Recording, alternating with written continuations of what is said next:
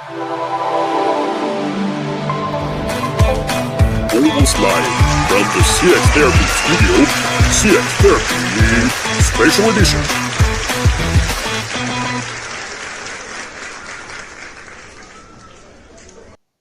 Good morning, Max. Good morning, everyone. How are you doing today in this beautiful and cold February weather? I'm doing fine. It's also beautiful and cold here, a little overcast, which kind of happens in the Bay Area, more in the summer, ironically, in a lot of cases. How are you? How is the loveliness of Paris? I'm doing good. I'm doing great. I like the fact that it's saying, wait, which corner? This corner. It's saying special edition up there. But actually, it's season 6. It's the second episode of season 6. I can't believe Wow, it has that's been 6 years. I mean, remember the first few episodes we were saying we're gonna do 3 of those and we're gonna run out of content. 6 years right. later, Right. ta-da! Here we are.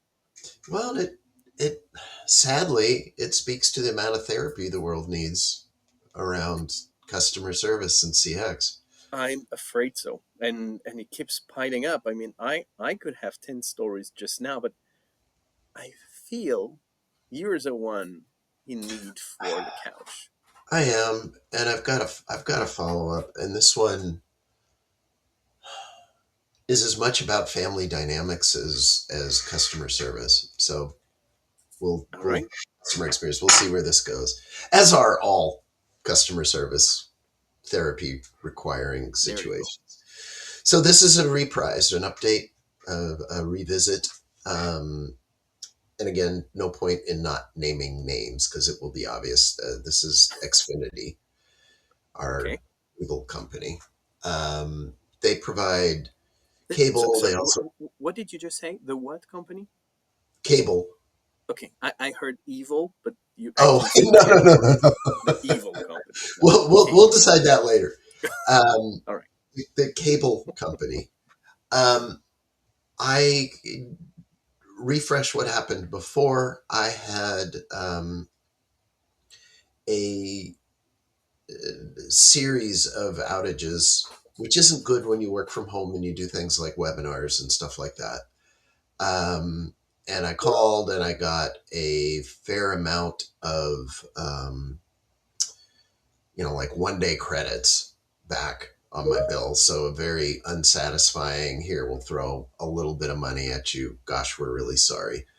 There were issues in front of my house and out on the street. And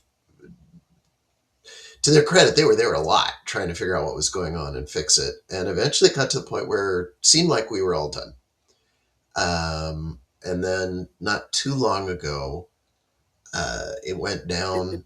Just to refresh my memory, was it that story where you had all the issues in the street and they actually fixed anything before you could call them up or before you came home Well, or yeah, whatever it was? yeah. This is a lot of what this update is about.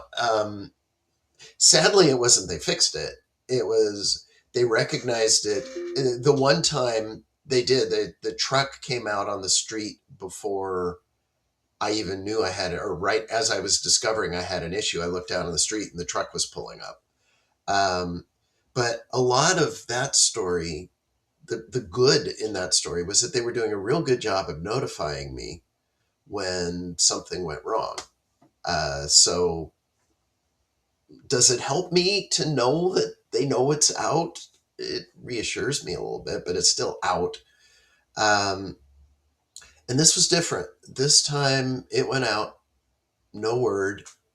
I called into the system, or I called the company, and after a little bit, they came and said, "Yes, we know there is an outage in your area. Would you like to be updated about it?" And I said yes, and they sent me a text, and I replied to the text saying, "Yes, please update me about this." Uh, it was out. I had a morning where I didn't have any meetings, and then my whole afternoon was meetings, online meetings. So if it didn't get I think fixed I've by, seen a LinkedIn post about that. yes, you did. Yes, you Right. did. Um, and so I one good thing that came out of this was I found a local boba tea place that it turns out has really good coffee too, because I'm not a boba tea guy. So that was nice. And they had good internet and it was quiet. So I found a good place to go hide. And after a while, my sister in law said, by the way, the internet's back up. And it was in enough time to get home and do all my meetings. It was also in enough time for me to go to the text thread that said, we're going to tell you when things are fixed. And I started with something kind of cryptic. I was like, hey, how are things going? Or is the internet back? Total uh, lobotomy. No memory of any of it. So, and then when I said, I had an outage, and the thing I did in LinkedIn was I showed the thing that said, we'll let you know. And then me asking and saying, wait, what? You have an outage? Um, and it basically denied that there was ever an outage. Said, no, you're fine. Everything's working. What's your problem? More polite than that, but that's how. Um, so it it just was fascinating to me that they got in a pretty good groove with letting me know and it was fixed and stuff. And all of a sudden that, in this case, just completely collapsed and fell apart. And the family dynamic piece of this is my sister-in-law who lives with us doesn't understand why we have Xfinity. She has a different vendor, and they have this little box that you get, and she gets great service with it. She says it's totally reliable, and I have for years. Xfinity's kind of the default carrier here, and that's the safest thing to do. And this is my job, so I do the safest thing to do. Um, but it's starting to it has been to a point where couldn't believe in it. And now it let me down and they couldn't even give me any communications about it. And that then creeps into my sister-in-law going, why are you paying so much for TV? You can get this service this way. And we've had this constant battle because, I end up having to defend why I want to watch only the San Francisco Giants and only the San Francisco 49ers and just the minutia of the 87 streaming options that solve some of my problems, but not all. So it's been bad for Xfinity because it opened up, pretty significant crack of doubt in my feelings about them. Um, is it enough for me to do something? We'll see. I've got somebody kind of pushing me a little bit and recommending I do something else. So there's my tale of woe, up one side and down the other. Well, I mean, even companies that have a full monopoly, there comes a time where a small player is just gonna, have the tech you're never gonna have.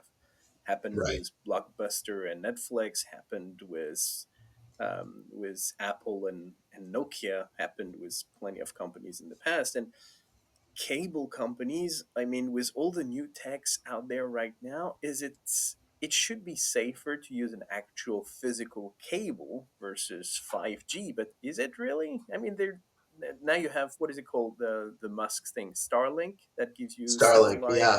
Yeah, I was I mean, thinking of looking at that. Ironically, even though I can see the Apple headquarters out of my bedroom window, cell service in this neighborhood is not great. The 5G signal is weak. okay, well, I mean, you're still going to have other options, but Right. what makes a difference tends to be service.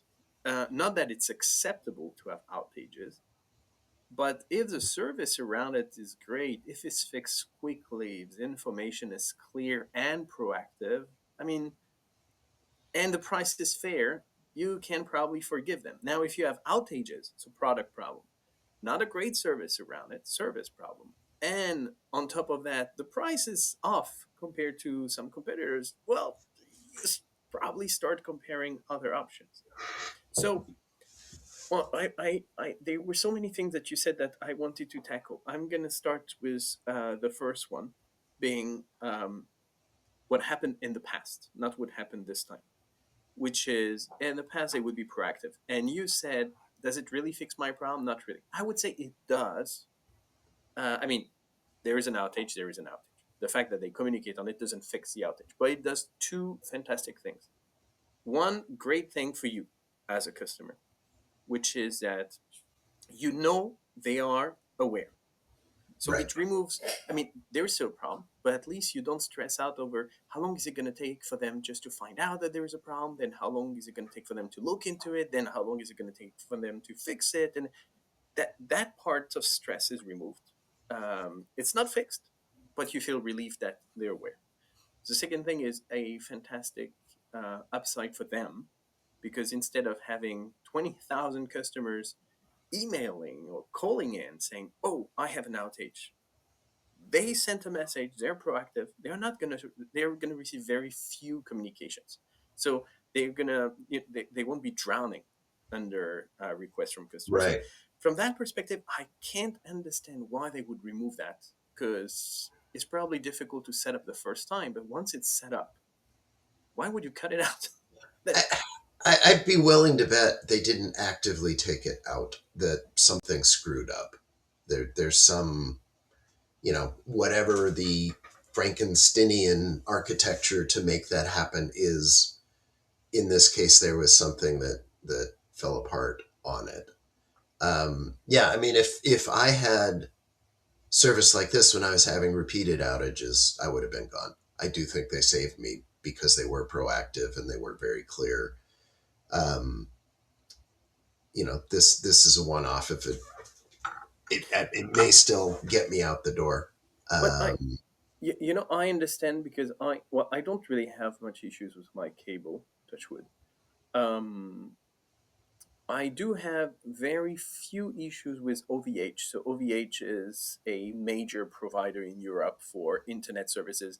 Not for you to get your internet as a consumer, but for you to host your website, hosting, okay. public cloud, private cloud, all this kind of things.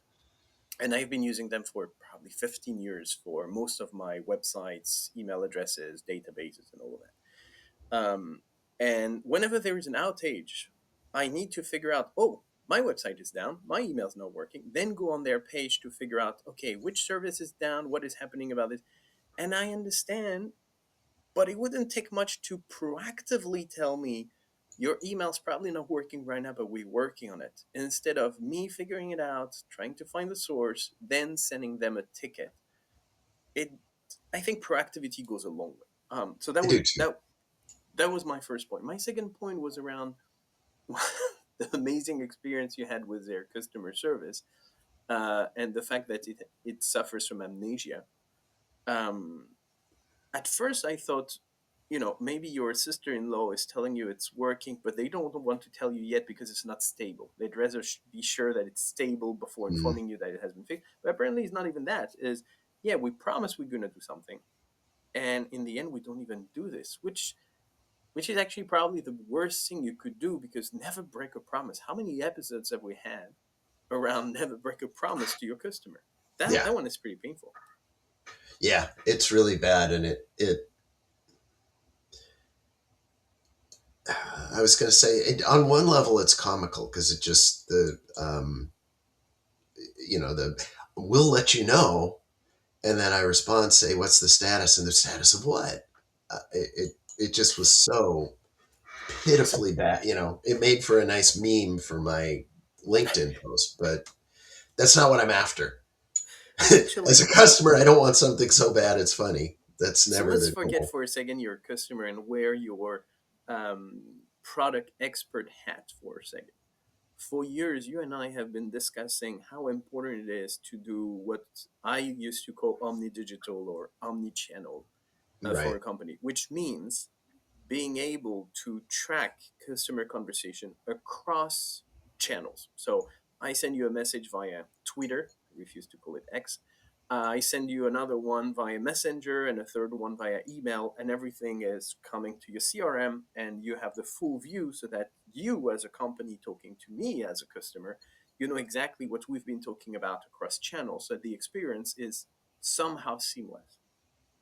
This is what I expect should be happening in any contact center for the past 5 years. Now, the truth is, we are looking at a company that doesn't even have view over the conversation that happened on this very channel for the Right. past 3 hours. We are light years away from omni-channel at this point. This is, isn't it sad? It is, and it's ironic because um, they have it.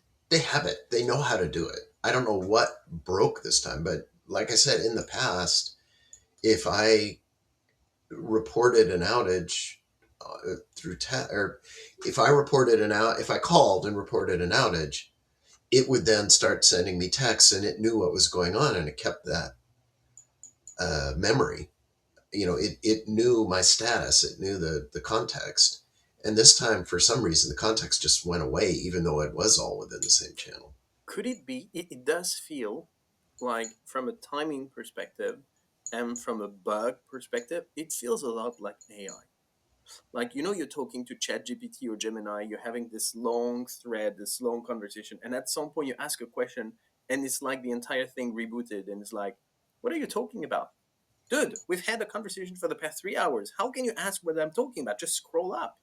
And it does kind of feel like this. So I'm wondering, could it be because they started injecting AI in their processes and they don't really control what's happening, and maybe it's just not reacting the way they would expect it reacts?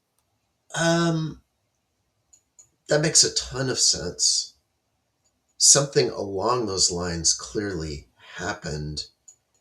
The answer, I'd have to double check the answers, but they felt canned enough to me that I doubt that's what's going on. But yeah, it's something related to that. Somewhere something caused it to clear its cache, or wherever that information is stored, um, and that's the root of why it had no idea who I was all of a sudden. So now back to the original point. I think when you have a company and you want to keep your customers, there are three battles you need to win, and you should probably be the best for at least two of those battles, or definitely the best of the best for one of them if you want to keep your customers. It's about pricing, it's about product quality, and it's about service. So here, product quality, I mean, cable will be cable. There's little we can still improve from a traditional cable perspective, unless they try new technologies. But newbies are probably going to be better at this than any traditional companies ever will. Yeah, I quality is fine. Reliability has been. I mean, I had a window where it was unacceptable. Now it's been fine until suddenly this day when it became problematic. But one of the things that's happening in 2026 that did not happen 15, 20 years ago is we're now relying, and we've seen it with the outage in 2025, right? The gigantic outage, which was Right. can't remember the name, that touched most websites around the globe, which is now we're relying on multiple providers for everything. No company owns its processes from A to Z anymore. You Right. always rely on third parties, and any block in the chain could actually break and bring your service down, and there is very little you can do about it. And that's pretty scary, because reliability now, you don't control your reliability. It's very much like the delivery problem we've been talking about for years. Is you may control Yeah. product quality, product service, but delivery, you outsource it. Now web hosting, you outsource it. The cables, they are not yours. Some of the companies you've been working with even outsource customer service to a paid platform. I mean, it's hard to be responsible end to end when you externalize so much of what your business should be. Yeah. Yeah. That's true. That's true. And having been a cloud guy forever, I spent all kinds of, it's so reliable, never going to be a problem, it's going to be great. But yeah, I mean, who knows? I could So, come a Tom, point, especially when there are big outages, like could come a point where people start taking some of that stuff back. so what is I understand that for now you're still working with them because you've been a customer for years, because you've been defending this technology for years, because you have a couple of shows that would be more difficult to watch on a different provider. But the truth is, if the quality is better elsewhere, service is better, the price is better, is it just making the decision that's holding you back, or you really have something that's telling you that's a wrong move? Um, I think at the moment what's holding me back is sloth. I just the effort of doing the research and saying, okay, YouTube with this channel and this channel, I can get all the things I care about to watch, and this alternate internet provider will do all of that. And then just the ongoing, now I'm juggling 2, 3 vendors where I had one before. Um, I don't relish that idea, but I need to like But get that off is a the can and gigantic. do it. I mean, you part of your career you've been in you've been in product and SC, you've been an analyst, but at some point you were a product marketer as well. Yeah, That is a dream of any product marketer. Meaning you have companies out there, they have a better product, better price, better service, and the only message they need to push through is, we'll manage the migration. Tell us what you need. We'll set it up for you so that it's hassle free. Then there is no obstacle whatsoever. right. If people like you who've been loyal for decades to the same company are not moving just because of laziness, I mean, what does it tell for these companies that are going to be losing customers after customers? It's, you just need a few customers to drop, and the rest will just follow it. The only hack these new companies need is to be able to say, we'll make it hassle free, we'll handle the migration, we'll set it up for you. Yeah, that's Then the true. game is over. Yeah, that's true. And it's probably not that hard for them to do that, honestly. We need to talk to them. All right, let's arrange a meeting with those people, whoever they are. So at the end, uh, as we're finishing up the episode, I don't think that's an evil company. That's definitely a cable company. And I Yes. think they just don't do, they used to do better than what they're doing right now. They had less outages, they were more proactive, they had better memory of what happened, um, and they are just going in the wrong direction. Could they still win you back if they fix some of the outages, and I if mean, they get better into proactivity? it, depending on how long it takes me to actually look into other alternatives, if I don't get an outage for another several weeks, then I'm going to be, all right, it looks like whatever that was a one off. I had this history of a lot of outages, and then things were very good for a while. And then I had this one, and they handled it poorly, whereas they were handling it well before. Now, there's kind of a clock ticking, and either I get more active and I do something about it and see you later, or assuming there's a good option out there that's worth moving to, or I don't do anything, and things work, and I'm after a while, I'm just like, all right, we'll just stay. All right, well, the good news here is we just have material for a third episode. Might be in a few weeks' time, might be in a Yeah, few years' that's time, true. but That's at some true. point, something's going to happen. So, well, thank you so much for sharing the pain, Max. Thank you for taking the time. Hope you feel better. I do. It always works. Talk therapy. What more could you want? I'm not asking for anything more. Let's just go through another year and prepare for season 7 in 2027. Easy to remember. Well, thank you so much, Max. Thank you, everyone, for watching a special edition episode of the CX Therapy, and we'll talk to you guys next month. All right. Thanks, everybody. Thanks, Julien. Take care. Thank you. Bye.